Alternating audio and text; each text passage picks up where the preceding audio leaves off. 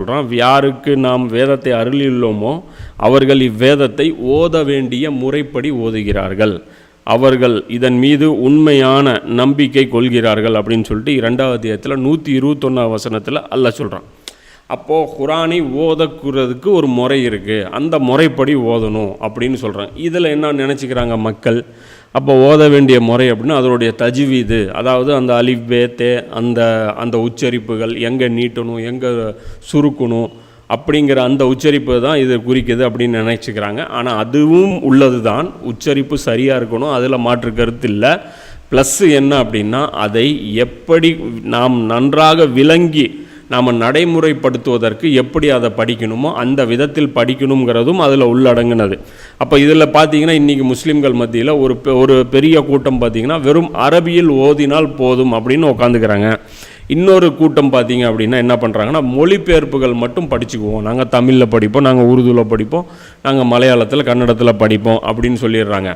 அப்போது ஆனால் ஒரு பக்கம் இந்த அரபியில் படிக்கக்கூடிய அந்த மக்களுக்கு குரான் பேசக்கூடிய ஒரு விஷயமும் அவர்களுக்கு அது என்ன பேசுதுன்னே தெரியாமல் தான் அவங்க ஓதுறாங்க. அதே சமயம் இந்த மொழிபெயர்ப்பு படிக்கக்கூடியவர்களும் பார்த்தீங்க அப்படின்னா அவங்களுக்கு சில வார்த்தைகள் தான் புரியுமே தவிர குரான் பேசக்கூடிய அந்த ஆழமான கருத்துக்கள் அதை உள்வாங்கி கிரகிக்கக்கூடிய அளவுக்கு அவர்களுக்கு அந்த திறன் பார்த்தீங்கன்னா இருக்கிறது இல்லை. சில வார்த்தைகள் புரியும், சில கருத்துக்கள் புரியும், சில வசனங்கள் முழுசாக கூட புரியுமே தவிர ஆனால் முழு குரானும் சாதாரணமாக வெறும் மொழிபெயர்ப்பை மட்டுமே பார்த்து வாசிக்கக்கூடிய ஒருத்தருக்கு குரான் சொல்லக்கூடிய விஷயங்கள் அப்படியே உணர்ந்திருப்பாரா அப்படின்னு கேட்டிங்கன்னா கண்டிப்பாக அது உணர்ந்திருக்கா மாட்டாருங்கிறது தான் உண்மையாக இருக்குது. இது ஏன் அப்படி, அதாவது மொழிபெயர்ப்பு பார்த்து தெரிஞ்சிக்க முடியாதா, அது ஏன் அது ஒரு தஃப்சீர் ஒருத்தர் எழுதுறாருன்னா அவரும் மனிதர் தானே, அப்போ அவருடைய அந்த துணை இல்லாமல் நாம் விளங்கி கொள்ளவே முடியாதா அப்படின்னு ஒரு சில கேள்விகள் நமக்கு வரும். அப்போ தஃப்சீர் இல்லாமல், அதாவது குரான் தஃப்சீரே நான் பார்க்க மாட்டேன் அப்படிங்கும்போது நான் நேரடியாக குரானை படிக்கிறேன் அப்படின்னா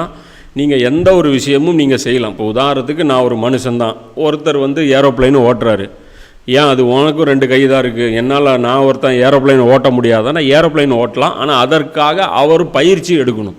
அதே மாதிரி குரான் சாதாரணமாக ஒருத்தர் ஒரு புக்கில் போய் மற்ற ஒரு புக்கு உடனே வாங்கி நான் அப்படியே படித்து அப்படியே நான் பிக்கப் ஆயிடுவேன் அப்படின்னு நினச்சிங்கன்னா அது கண்டிப்பாக கஷ்டம்.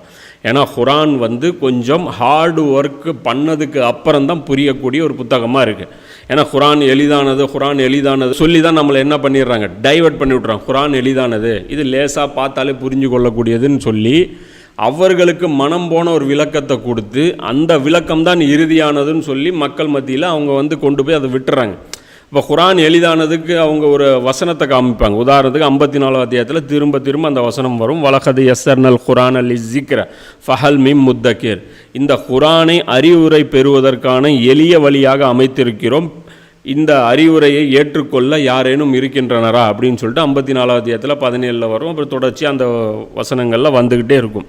அப்போ இந்த வசனத்தை வச்சு என்ன சொல்கிறாங்க அப்படின்னா குரான் எளிதானது, இதுக்கு பெருசாக எந்த ஒரு எஃபர்ட்டும் எடுக்க வேண்டியதில்லை, இதற்காக எந்த ஒரு உழைப்பும் செலுத்த வேண்டியதில்லை அப்படின்னு நினச்சிக்கிறாங்க. ஆனால் இது முற்றிலும் ஒரு தவறான ஒரு விளக்கம். ஏன்னா இந்த வசனத்தில் அல்லாஹ் என்ன சொல்கிறான் அப்படின்னு பார்த்தீங்கன்னா இந்த அத்தியாயம் தொடங்கும் போதே பார்த்தீங்கன்னா முன் சென்ற அந்த அழிக்கப்பட்ட அந்த சமுதாயங்களை பற்றி அல்லாஹ் பட்டியல் போட்டுகிட்டே வருவான். பட்டியல் போட்டுகிட்டே மக்கா காஃபிர்களை பார்த்து அல்லாஹ் கேட்பான், இது மாதிரி ஒரு வேதனை வந்ததுக்கப்புறம் தான் நீங்கள் சத்தியத்தை ஏற்றுக்குவீங்களா, இல்லை இந்த குரானில் இதற்கு முன்னாடி நிராகரித்த அந்த மக்கள் எப்படி அழிக்கப்பட்டாங்கங்கிற அந்த விஷயங்களை படித்து பார்த்து அது மூலமாக படிப்பினை பெறுவீங்களா, அதாவது இன்னொருத்தனுக்கு அடி விழுந்துச்சு அதை பார்த்து ஈஸியாக நீ திருந்த போறியா, இல்லை உனக்கே ஒரு அடி கொடுக்கட்டா அப்படின்னு தான் அந்த வசனம் பேசுது.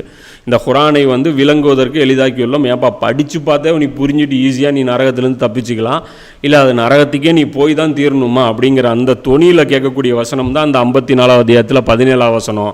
ஆனால் என்ன நினச்சிக்கிறாங்கன்னு பார்த்தீங்கன்னா குரானே எளிதானது, இது எப்படி படித்து வேணாலும் எப்படி வேணாலும் நாம் படித்து விளங்கிக்கலாம் அப்படின்னு சொல்லி அதுக்கு தவறாக விளக்கம் கொடுத்துட்றாங்க.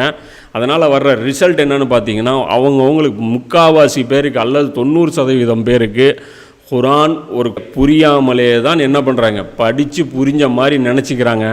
அங்கங்கே ஒரு சில வசனங்கள் மட்டும்தான் அவங்களுக்கு நல்லா புரியுமே தவிர முக்கால்வாசி இடங்கள் வெறும் கடந்து செல்லக்கூடிய இடங்களாகவே தான் இருக்குமே தவிர அதற்குண்டான விளக்கங்கள் தெரியாமலே களத்தை கடத்திட்டு இருக்கிறாங்க. இது மொழிபெயர்ப்பு படிக்கிறவர்களை நான் சொல்கிறேன். அரபி படிக்கிறவங்க சுத்தமாக அது 100% அவங்களுக்கு ஒன்றுமே புரியாமல் அவங்க படிக்கிறாங்க. மொழியாக்கங்கள் படிக்கக்கூடியவர்களும் 80-90% பேர் 80-90% குரானை வெறுமனே கடந்து தான் போகிறாங்க.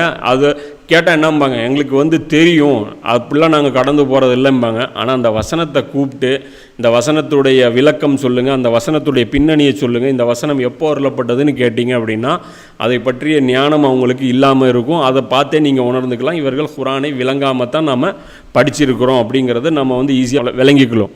இன்னும் இதில் என்ன அப்படின்னா, விளங்காத ஒரு விஷயத்தை விளங்கிட்டதை நம்ம சாதித்து நமக்கு ஒன்றும் ஆக போகிறதில்ல. உண்மையிலே குரான் நமக்கு விளங்காமல் இருந்து நாம் விளங்கினதான் நினச்சி நாம் மறுமையில் போய் நின்னோம்னா கை சதப்பட்டு போயிடுவோம். அதனால் குரானை நாம் விளங்குவதற்கு என்ன முயற்சி இருக்கோ அதுக்குண்டான முயற்சி நாம் எடுத்து அதை விளங்கி மறுமையில் ஜெயிக்கணும் அப்படிங்கிறது தான் நம்மளுடைய முக்கியமான ஒரு பணியாக நம்ம அமைச்சிக்கணும். ஏன்னா குரான் நான் நேரடியாக படிக்க போகிறேன் அப்படிங்கன்னா முதல்ல நம்ம தெரிஞ்சுக்க வேண்டிய விஷயம் என்னென்னா, குரான் நேரடியாக நம்ம தாராளமாக